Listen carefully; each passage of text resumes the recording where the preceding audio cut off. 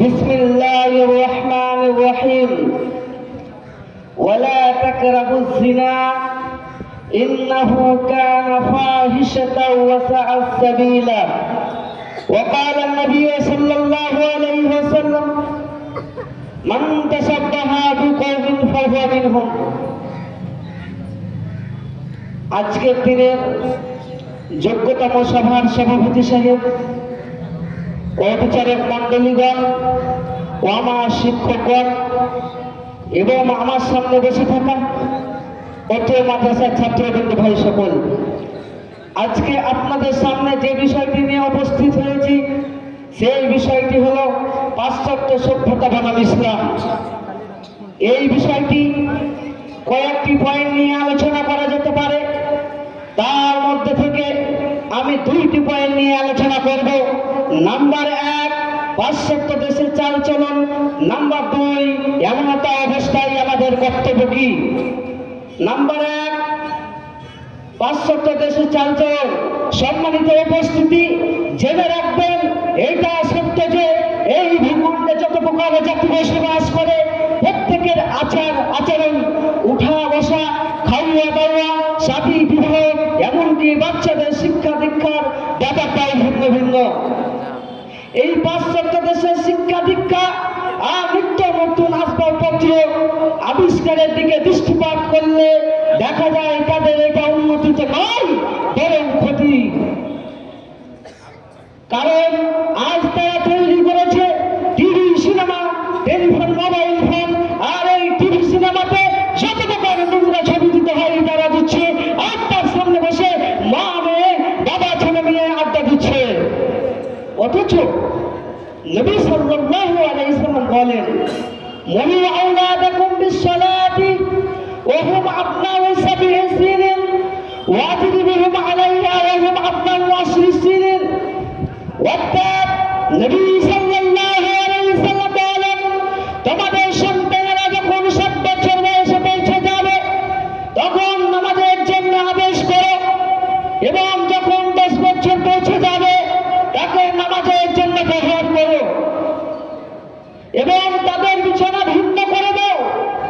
অর্থাৎ বাচ্চারা বালেগ হয়ে গেলে ওই ছোট বাচ্চাদের মতন তাদের সাথে ব্যবহার করো না। কিন্তু দুঃখের বিষয়, এই পাশ্চাত্য দেশগুলোতে এই হাদিসের উপর আমল না করার ফলে জেনা থেকে শুরু করে যত প্রকার গুনাহের কাজ রয়েছে তাদের জন্য অতি সহজ হয়ে যাচ্ছে। তাদের পোশাক পরিচ্ছদ দেখলে নিজেকে লজ্জা পাই। বর্তমানে আমাদের দেশের অবস্থা একইরূপ। অথচ আল্লাহ তাআলা বলেন, ওয়াকুল লিল মুমিনাতি ইয়াগযুদনা মিন আবসারিহিন্না ওয়া ইয়াহফাযনা ফুরুজাহুন্না ওয়া লা ইউবদিনা যিনাতাহুন্না।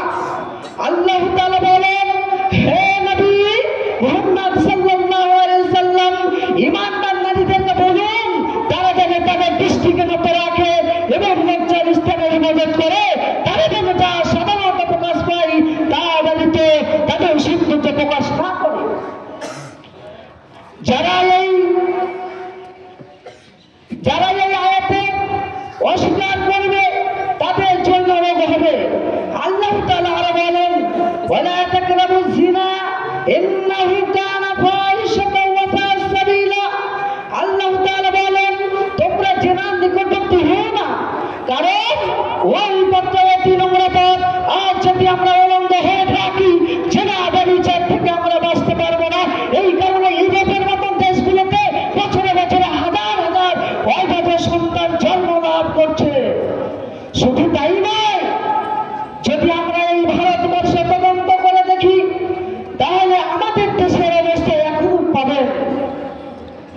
এবার আমি 2 নম্বর পয়েন্ট নিয়ে আলোচনা করব। এই মর্মান্তিক অবস্থায় আমাদের কর্তব্য কি। এই ফায়সালা নিতে গেলে আমাদেরকে কোরআনের কারিমের দিকে দৃষ্টি দিতে হবে। আল্লাহ তাআলা বলেন, ওয়া মা আতাকুমুর রাসূলু ফাখুযুহু ওয়া মা নাহাকুম আনহু ফান্তাহু। আল্লাহ তাআলা বলেন, আমার নবী মুহাম্মদ সাল্লাল্লাহু আলাইহি ওয়াসাল্লাম যা তোমাদেরকে দিয়েছে তা তোমরা গ্রহণ করো, এবং যা থেকে তোমাদেরকে নিষেধ করেছেন তা থেকে তোমরা বিরত থাকো। আর যদি আমরা তা না করে এই পাশ্চাত্য সভ্যতায় হয়ে যাই, আমাদের জাহান্নাম নেই। অথচ আল্লাহ তাআলা জাহান্নাম থেকে বাঁচার তাকিদ করেছেন। আল্লাহ তাআলা বলেন, ইয়া আইয়ুহাল্লাযীনা আমানু, হে ঈমানদারগণেরা, তোমরা যারা ঈমান এনেছো, কু আনফুসাকুম ওয়া আহলিকুম নারা, তোমরা জাহান্নামের আগুন থেকে নিজে বাঁচো এবং পরিবার পরিজনকে বাঁচাও।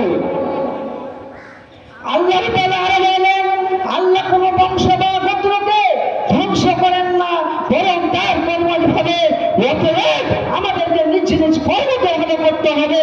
হ্যাঁ, টিভি সিনেমা বা মোবাইলে ভালো কিছু দেখতে পারেন। আল্লাহ নবী সাল্লাল্লাহু আলাইহি সাল্লাম বলছেন, এই দুনিয়ার আমল হচ্ছে আমল।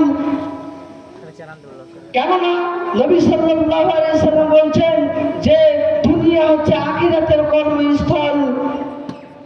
আল্লাহ তাআলা আরো বলছেন, যারা এই দুনিয়াতে ভালো কর্ম করলো তারা নিজ আত্মার জন্য করলো, এবং যারা খারাপ কাজ করলো তারা নিজ আত্মার জন্য করলো।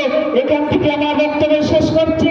পরিশেষে আল্লাহ তাআলার কাছে দিয়া, হে আল্লাহ, আমরা সকলেই জানি, সকল মুসলিম ভাই ও বোনেরা জানাই, এই পাশ্চাত্য সভ্যতায় আমরা যেন খারাপ কাজে লিপ্ত না হয়ে যাই। আল্লাহ, তুমি আমাদেরকে এই ধরনের কাজ থেকে বাঁচিয়ে দাও। আমিন। আসসালামু আলাইকুম ওয়া রাহমাতুল্লাহি ওয়া বারাকাতুহু।